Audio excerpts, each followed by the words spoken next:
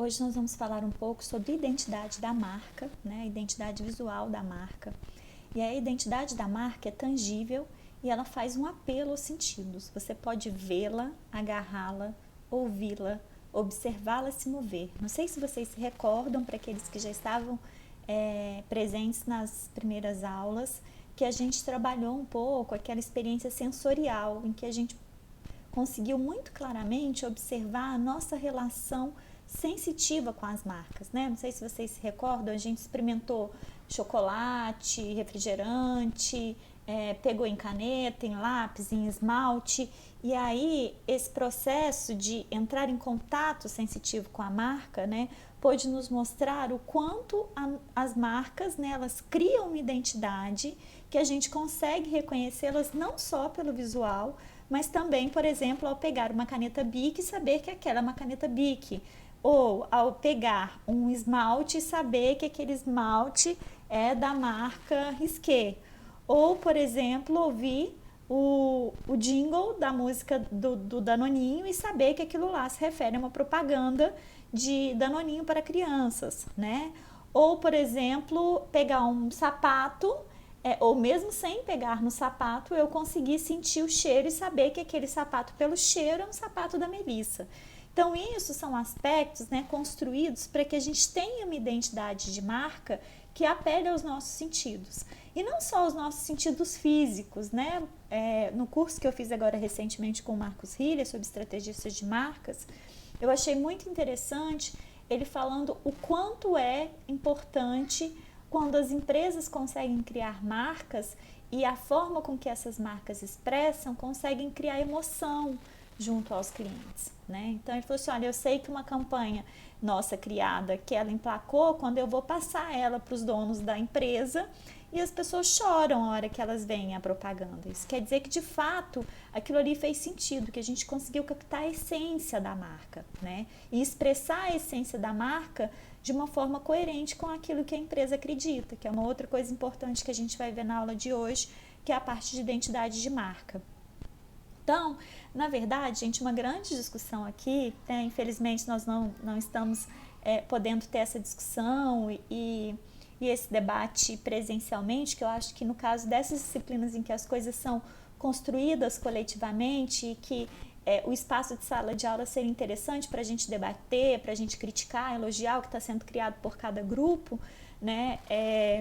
Mas o que é interessante é a gente perceber que as ideias, principalmente de posicionamento, são o que vão direcionar a parte de estruturação da identidade da marca, né? Porque o que a marca nos fala? A marca nos fala aquilo que o posicionamento da marca quer dizer, né? Então, uma marca ela pode ser uma marca esteticamente linda, mas não querer dizer nada para o consumidor, e aí não vai adiantar, né? Porque ela não vai ter esse apelo aos sentidos. Então, para que uma marca de fato tenha sucesso, um fator importante é esse, a empresa ter clareza em qual é o posicionamento dela, e aí depois esse posicionamento conseguir ser traduzido de uma forma estética aí na criação da identidade da marca, né? Eu achei interessante também que o Hiller comentou, por exemplo, que no caso da empresa dele, de muitas outras empresas, eles não têm uma pessoa que trabalhe com a parte de design, eles contratam depois de toda a estruturação de qual é o posicionamento da marca, da criação do slogan e tudo mais, eles contratam alguém para dar a cara para aquele posicionamento e criar o design da marca, né? Muitos alunos do curso de marketing discutem bastante essa história, né? De, professores, no curso não tem aula de Photoshop, aula de CorelDRAW e outras coisas desse tipo. De fato, para quem trabalha, né? Com quem quer trabalhar com identidade, criação de design de marcas, um conhecimento na área é importante, mas o que a gente precisa ter consciência é de que o que está por trás disso, que é o pensamento estratégico de como é que aquela empresa funciona, quais são os princípios, o que eu quero passar para o consumidor, é o que estrutura todo esse pós, que é a criação do design, né? Nós estamos numa disciplina de gestão de marcas, então nós vamos falar um pouco desse processo criativo. Não vai ser uma grande exigência para vocês em termos de criar coisas bem elaboradas, mas como trabalha em grupo, né, provavelmente um ou outro vai ter um pouco mais de habilidade aí de criar, né, essa identidade da marca. A gente já teve experiência em outros semestres, professor, eu não tenho um computador, ou eu não tenho um programa legal para criar essa identidade de marca. E aí a gente já teve grupos, por exemplo, em que as pessoas do grupo desenharam a cara da marca, né? Não precisa ser uma coisa absolutamente perfeita. O interessante aqui, obviamente, quando a gente cria uma coisa no computador, primeiro fica muito mais fácil para quem não tem habilidade em desenho de aproveitar, né, pedaços de coisas que se encontram na internet para poder montar alguma coisa, isso é possível, né? Mas além disso também há uma mutabilidade mais, uma flexibilidade maior quando a gente cria essas imagens no computador, né? Porque é muito mais fácil você trocar a cor, né, por exemplo, de um desenho quando ele está no computador do que quando você faz o desenho à mão, coloriu. Se você quiser o desenho de outra cor, você vai ter que desenhar de novo, né? Então o processo é muito mais tranquilo de se fazer no computador. Enfim, mas a gente vai primeiro falar um pouco dos princípios aqui para depois entrar nessa parte, né, mais prática. Então, a identidade da marca, ela alimenta o reconhecimento, amplia a diferenciação e torna grandes ideias e significados mais acessíveis. Esse é o objetivo de se criar uma identidade de marca de sucesso. O design desempenha um papel essencial na criação e na construção da marca. Ele diferencia e incorpora os elementos intangíveis, como emoção, contexto, essência, o que mais importa para os consumidores, ok? Então é tudo isso que a gente já falou, né? Como que eu vou conseguir criar um design para incorporar os elementos intangíveis se eu não sei quais são esses elementos intangíveis da minha marca? Né? Se eu não sei por que o consumidor me ama, por que ele me valoriza. Então isso é imprescindível no processo. Aparência e sentido. A aparência é definida pela cor, escala, proporção, tipografia e movimento. A gente vai ver algumas questões relativas a cada um desses aspectos nas próximas aulas, mas enfim, tem toda essa questão, né, da composição do design de marca. O sentido é emocional e orientado por experiências.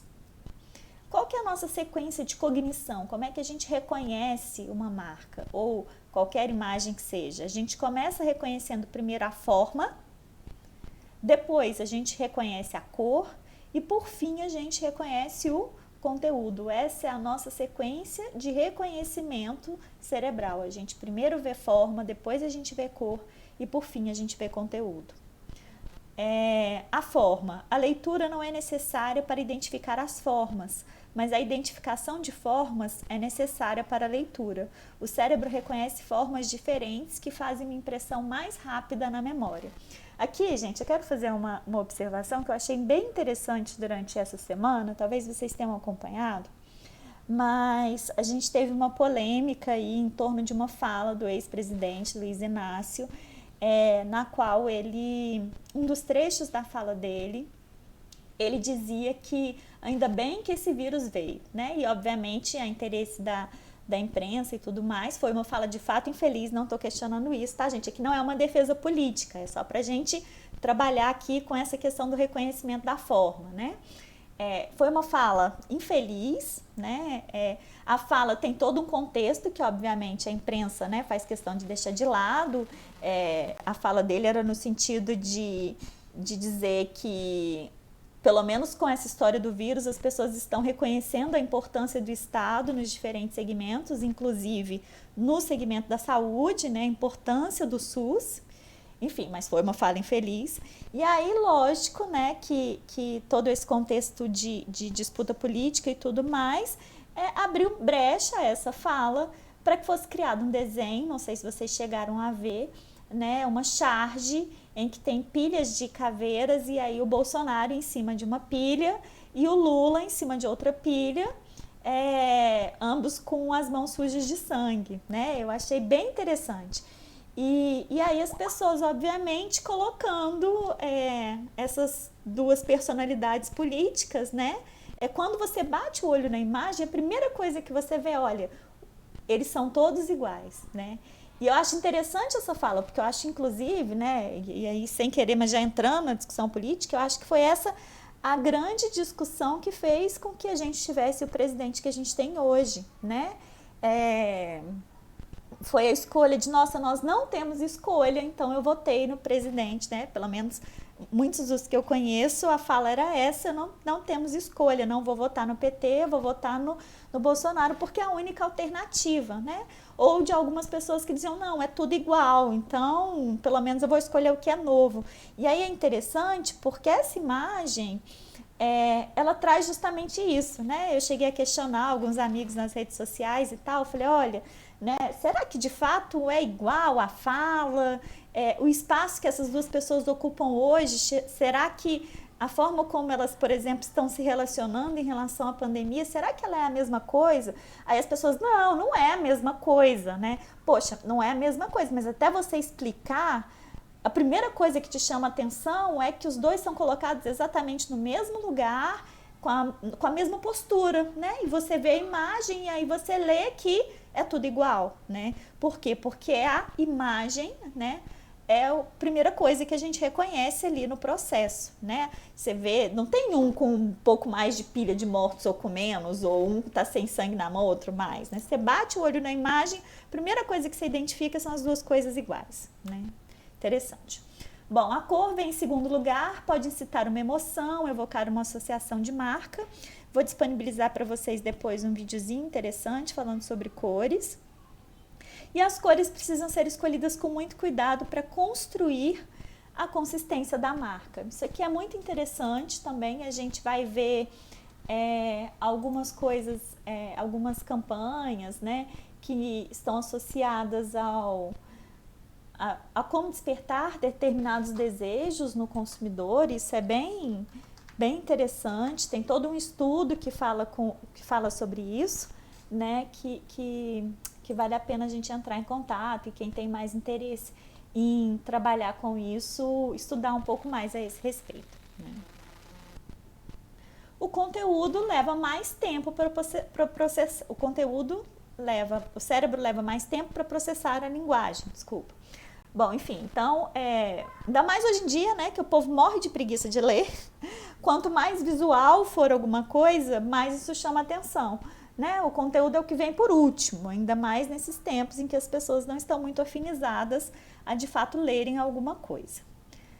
O básico da aparência e sentido. Design é a inteligência tornada visível, é a união entre design e conteúdo, que é o único casamento que dura, ou seja, eu preciso, novamente aqui eu vou frisar isso porque é muito importante, eu preciso que o meu design traduza o meu conteúdo, e aí é preciso que a empresa tenha clareza de qual é o conteúdo que ela quer passar, né? O design de identidade é um processo interativo que busca integrar significado com a forma. A dificuldade é encontrar uma forma simples que seja forte, memorável e apropriada. Essa questão da apropriada também é fundamental. Os designers trabalham na mesma ideia ou cada um cria uma ideia diferente e se discute a respeito, né? Então são possibilidades. No semestre passado a gente convidou o Davi Lancassi para dar uma palestra. Ele tem uma empresa de marketing aqui no Instituto, ele também foi um dos avaliadores da nossa feira de inovação. E aí o que ele estava comentando, eles têm clientes aqui na região, como por exemplo Arroz Vasconcelos e outros clientes grandes aqui da região. E aí ele estava comentando que na empresa dele, eles têm um pouco disso, né? De cada um, às vezes, tem grupos que são separados por categoria. Então, tem um grupo que trabalha com criação para empresas de alimentos básicos, assim, ou para comida, porque aquela pessoa entende tudo do mercado de comida, né? E aí dentro desses grupos tem essa possibilidade, né, de interação aí, e cada um apresentar a ideia de uma determinada forma. Bom, o logotipo e a assinatura digital compõem a identidade de marca. Então, aqui a gente tem o símbolo da marca, né, a imagem. As marcas mais reconhecidas, basta a imagem para que a gente saiba que aquela marca é uma marca, né? Nike, Globo, uma série de marcas, a gente bate o olho e sabe que aquilo ali quer dizer o nome. A gente tem todo o processo de identidade de marca criado já, quando a gente reconhece a marca pelo símbolo, né?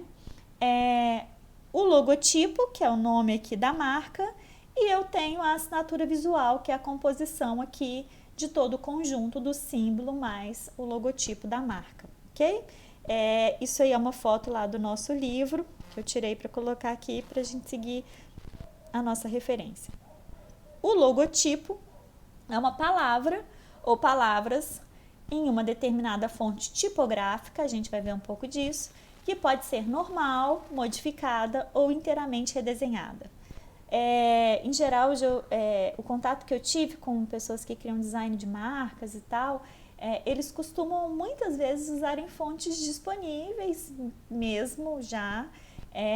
Eles muito poucas vezes, eles, né, dependendo muito de um pedido muito específico do cliente, eles criam novas tipografias, mas em geral eles usam tipografias já existentes, combinadas da melhor forma possível. Frequentemente é justaposto com um símbolo em uma relação, forma denominada assinatura visual, né? Então, o símbolo mais a marca. Algumas marcas, muitas vezes, elas usam o símbolo mais a marca, em algumas, elas usam o símbolo mais o logotipo, desculpem, algumas vezes. Outras vezes, o símbolo é tão conhecido que, para determinados lugares, né, por exemplo, sites, elas só utilizam o símbolo, né? O Facebook, por exemplo, todo mundo que vê um quadradinho ali de azul com branco com Fzinho no meio sabe que aquele ali é o símbolo do Facebook, né? É interessante o Facebook, inclusive, porque o íconezinho da barra de ferramentas deles, não sei se vocês já repararam, mas o íconezinho é azul com o Fzinho branco. E aí, a hora que você entra no Facebook, como ele tem a barrinha azul, no Facebook a marca ela se inverte, né? Ela tem a caixinha branca com Fzinho azul, não sei se vocês já repararam isso. Além de diferentes e exclusivos, eles precisam ser duráveis e sustentáveis. A legibilidade é obrigatória em várias proporções e diversas mídias. Então aqui a gente já comentou isso, né? Assim, tipo, livraria pró-século XX, aí a gente muda, tá no século XXI, e aí? Né? Ou nova skin, mas nova skin para sempre vai ser nova, né? Então tem isso, essa questão da durabilidade da marca. E a questão da legibilidade, né, gente? Se você tem uma marca que ninguém consegue ler, fica muito difícil, inclusive, das pessoas se afinizarem, se identificarem. A gente já discutiu um pouco isso quando a gente falou em nome de marca, ok? Uma outra questão importantíssima, talvez hoje tão mais quanto nunca foi antes, é a questão da identidade corporativa. A gente também já falou um pouco disso, né? Identidade corporativa não se restringe, como pensa a maioria, ao desenho, nome ou slogan. Ela se refere à ética, responsabilidade social e ecológica, dentre outros fatores e valores, né? Nesses tempos de pandemia, essa questão da identidade corporativa nunca foi tão valorizada, eu acho, como tem sido nesse momento, né? No curso Estrategistas de Marcas, a gente teve um dos dias do curso, quem veio falar com a gente foi o diretor da área de inovação da Ambev. E eu achei muito interessante, assim, a questão de como eles, com a visão da Ambev, né? Ele falou assim, olha, é muito fácil, por exemplo, para as empresas tentarem entrar numa onda de criar uma identidade de marca em tempos difíceis para tentar conquistar o consumidor. Mas o consumidor é muito esperto e ele compreende quais são as empresas que continuam mesmo envolvidas com aquela proposta e quais são aquelas que fizeram apenas para divulgar. Né? E aí ele estava contando que, né, a produção lá de álcool em gel na Ambev, ele falou assim, olha, foi um processo desafiador, porque, ok, né, você usa álcool na cerveja, mas não é a mesma coisa e tal, a gente teve que adequar os processos produtivos e a gente fez isso bem rapidamente. Ele contou que em uma semana eles já tinham mudado os processos, mas que eles foram avaliar, por exemplo, quanto que precisaria ser produzido, né? Você vai produzir uma leva só para falar que você está produzindo e pronto, né? Ele deu um outro exemplo que eu nem sabia que a Ambev estava envolvida, mas na produção de máscaras de proteção, né? Então eles desviaram a produção de uma empresa de pets para utilizar a linha produtiva para fazer máscaras. E aí ele estava contando, falou assim, olha, quantos profissionais de saúde a gente tem no país hoje, né? Em média tantos, sei lá, profissionais de saúde, tantos milhões de profissionais de saúde. Então nós vamos fazer uma máscara para cada um desses profissionais. Lógico, gente, né, que não vai chegar uma máscara em cada profissional e que uma máscara para cada profissional também não vai resolver o problema. Mas vocês compreendem, tem uma lógica por trás daquilo, uma ideia de construção de longo prazo, né, da empresa. Eu achei bastante interessante. Produtos, serviços, atendimentos, pessoas, produção fazem parte de um sistema de comunicação que é percebido pelos consumidores como os elementos de identidade, que eles podem escolher ou não para comprar ou se relacionar. Né? E a gente tem visto, a gente já comentou sobre isso também nas nossas primeiras aulas, né? E no semestre passado, o quanto as empresas que são muito valorizadas criam campanhas, por exemplo, desastrosas que fazem com que, né, as vendas caiam consideravelmente ou que as pessoas deixem de comprar daquela empresa porque não se afinizam mais com a proposta, né, de identidade corporativa que aquela empresa tem. Né? Eu, por exemplo, confesso, eu sou uma pessoa que hoje em dia, por exemplo, não compro mais da Centauro, eu não entro mais na Havan, eu não como mais no Madeiro, não entro, na verdade, em lugar nenhum, né? Porque eu tô ficando só em casa, mas enfim. Eu não adquiro mais produtos desses estabelecimentos e não é mais minha ideia consumir desses lugares. Por mais que, por exemplo, a Centauro venda os artigos de esporte que eu acho mais barato, ou que na Van eu encontre, por exemplo, uma capa de colchão que eu não encontro mais em lugar nenhum, ou que o Madeiro, por exemplo, venda o sanduíche mais gostoso que eu comi. Tudo isso para mim é verdade. Eu não entro mais nesses lugares, eu não compro mais nesses lugares, porque tem toda uma postura empresarial por trás dessas empresas com a qual eu não compactuo. Né? E aí o meu sentimento como consumidor a partir do momento em que eu sou cliente, compro, eu estou financiando essa postura da empresa. Né? Então, assim, e isso tem sido cada vez mais comum. Né? Eu estou, inclusive, orientando um trabalho de TCC de uma colega de vocês, que a gente vai falar sobre isso, né? Da identidade corporativa em tempos de Covid. Como as empresas têm lidado com toda essa história e qual é a percepção dos consumidores sobre elas. Né? Inclusive, provavelmente, muito em breve, vocês vão receber um questionáriozinho para vocês colaborarem com a pesquisa. A identidade pode ser expressa nos nomes, símbolos, cores e ritos de passagem dos quais as organizações se utilizam para distinguirem a si mesmas ou as suas diferenças em relação às necessidades dos seus públicos. Por mais que o nome pareça perfeito e exclusivo, ele apenas existirá visualmente como marca quando possuir um sinal gráfico que possa ser percebido pelos consumidores. Então, aqui a importância, né, do design da marca. Todas as organizações precisam dar aos consumidores sinais gráficos que lhes garantam certo sentimento de propriedade ou referência. Né? A gente se identifica com aquele sinal gráfico, a gente se afiniza e aí esse processo de reconhecimento nos torna consumidores mais felizes ao comprar o que a gente conhece, né? Nos traz sentimentos de segurança, de propriedade, de referência, de ancestralidade, inclusive, quando eu faço questão de continuar comprando o mesmo sabão em pó que a minha mãe, que a minha avó, que toda a minha família comprava, né? Então tem essas questões. Até um certo ponto, os elementos gráficos possuem as mesmas finalidades dos símbolos religiosos, né? Ou seja, que os consumidores se tornem devotos, né, àquelas marcas. Representam compromisso ou padrões consistentes de qualidade e propriedade, encorajando a lealdade dos consumidores ou cidadãos, formando associações duradouras. Eu tenho um livro bem interessante que se chama O Culto às Marcas e ele fala justamente disso, né? Eu acho bem interessante, a gente começou o semestre falando um pouco sobre isso, eu comentei já com vocês sobre o livro. É um livro que traz esse processo de construção mesmo, né? De uma identidade de marca que os consumidores se relacionam com ela como se fossem se relacionar com algo, com uma seita, né? Com um culto, com algo de fato religioso, né? Que expressa uma fidelidade em torno daquela expressão, daquela representação, muito próximo ao que a gente observa em termos religiosos. Os sinais gráficos, incluindo as cores, podem atingir grande relevância e destaque, chegando em alguns casos até a substituir como elemento de identificação da marca. Aqui era só um exemplo, se a gente estivesse em sala de aula a gente discutiria isso, né? Eu olho para isso aqui e eu já sei o que. Tem uma série de coisas, né, que eu posso falar quando eu olho para essa imagem, né? O que vocês falariam olhando? O que isso representa para vocês? Olha, para mim me vem, lógico, primeira coisa, Rio de Janeiro, né?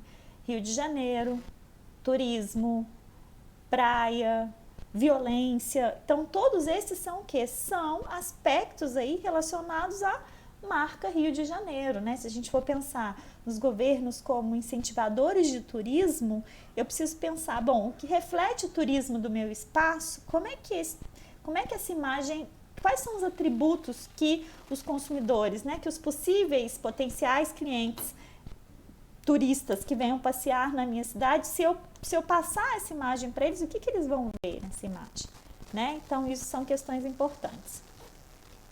Nenhuma empresa é igual a outra e por isso seus sinais de identificação devem caracterizar e idealmente significar as diferenças.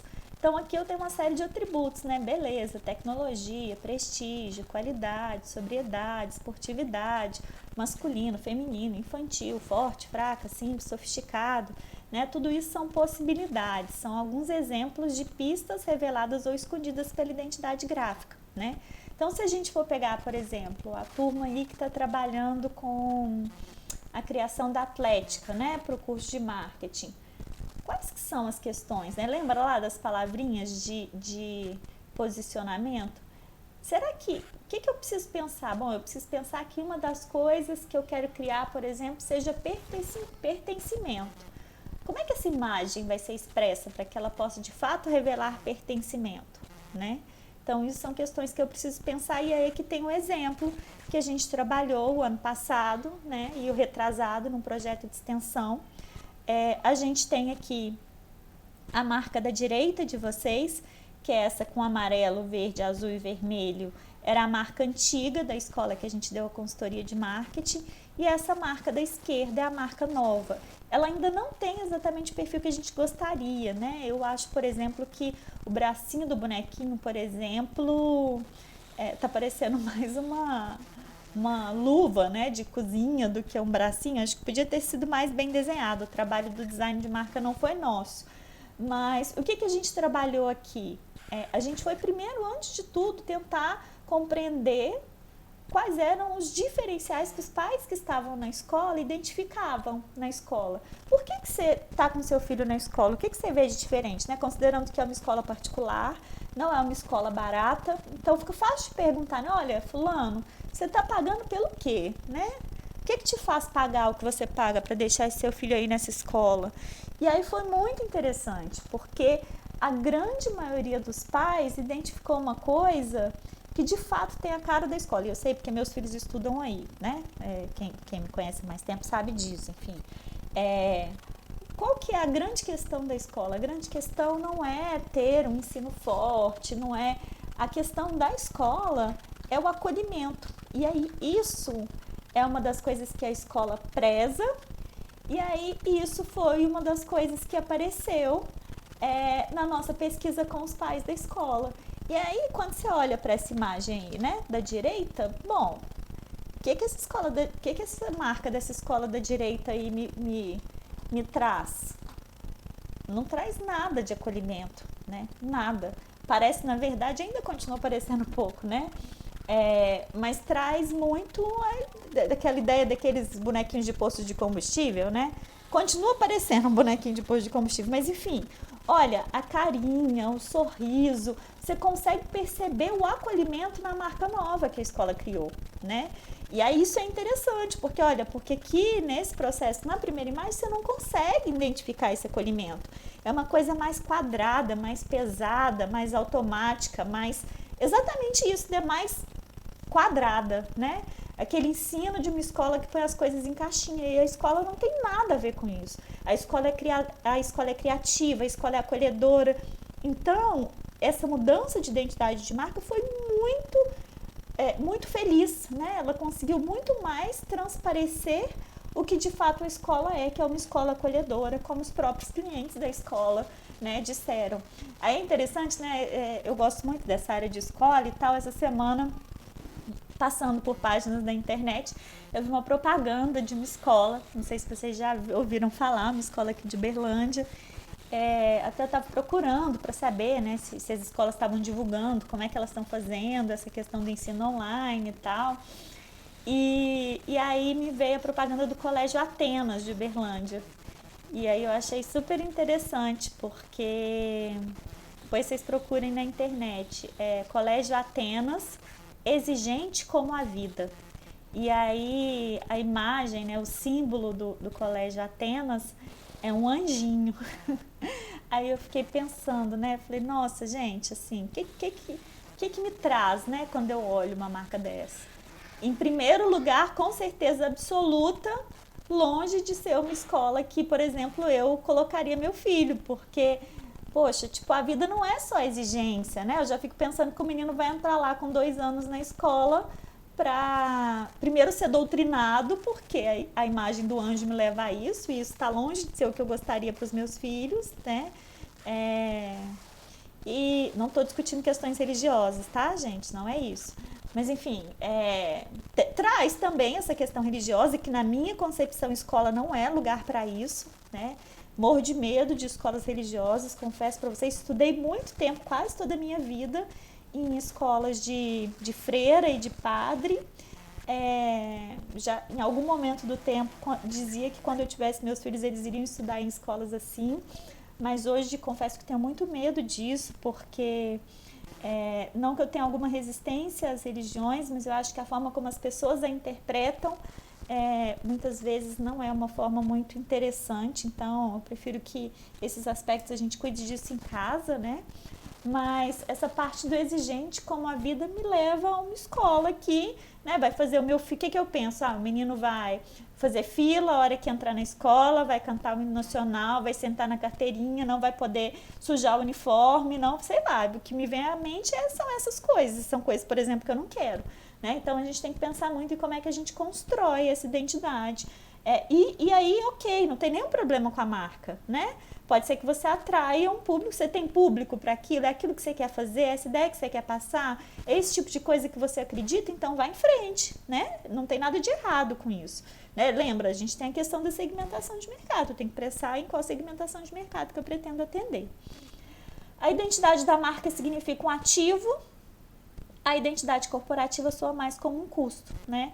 Em especial se a empresa dá bobeira, né? Se o empresário vai lá e tem falas infelizes ou coisas desse tipo, isso pode ser um problema sério para a empresa, né? Cria campanhas inconsistentes, incoerentes, tudo isso é uma coisa importante. E aí aqui nós temos, né, nossa próxima atividade. Eu reduzi, tá, gente? Eu já postei essa atividade lá no Google Classroom e eu tinha pedido para que vocês criassem uma identidade visual para 5 marcas que restaram aqui nesse material, com logotipo e assinatura e símbolo. Mas lá no Google Classroom, na verdade, eu pedi nesse momento, né, considerando que nem todas as pessoas do grupo vão ter um computador para montar isso, enfim, eu pedi para que vocês deixassem apenas 3 marcas. Então, das 5 mais votadas, vocês vão escolher 3 e vocês vão montar a assinatura da marca, ok? Com a logo e o símbolo da marca de vocês. Bom, professora, posso usar o mesmo símbolo para todos? Pode, né? Mas faz sentido, né? Talvez você use o mesmo símbolo e mude a fonte, né, do escrito de cada uma das marcas, pode ser também, ou mude as cores. Tem alguns grupos que a gente já teve essa experiência, né? O mais interessante, vocês vão ver, é que para cada nome de marca vocês criem uma assinatura bem diferente, porque depois que essas marcas estão criadas, vocês vão ver que a gente pode inclusive intercambiar, porque a gente olha para uma marca e fala assim, nossa, essa marca aqui, o desenho dela, a fonte dela tá mais legal, mas o desenho da outra ficou mais legal. Ou, uma outra coisa que eu quero que vocês criem, vocês vão criar o slogan para mim também, ok? O slogan faz parte aqui do processo.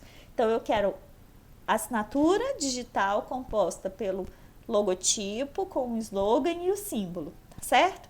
Porque às vezes, e para cada marca eu quero um slogan diferente, ok? Para cada uma das 3 marcas. São poucas, são 3, né? Vocês vão ter um tempinho aí para fazer isso. E aí é isso, não precisa ser feito no computador, como eu disse no princípio dessa aula. Quem quiser pode fazer um desenho à mão, sei lá, uma colagem com pedaços de revista, vocês que sabem o jeito que vocês vão criar aí esse processo da marca, tá certo?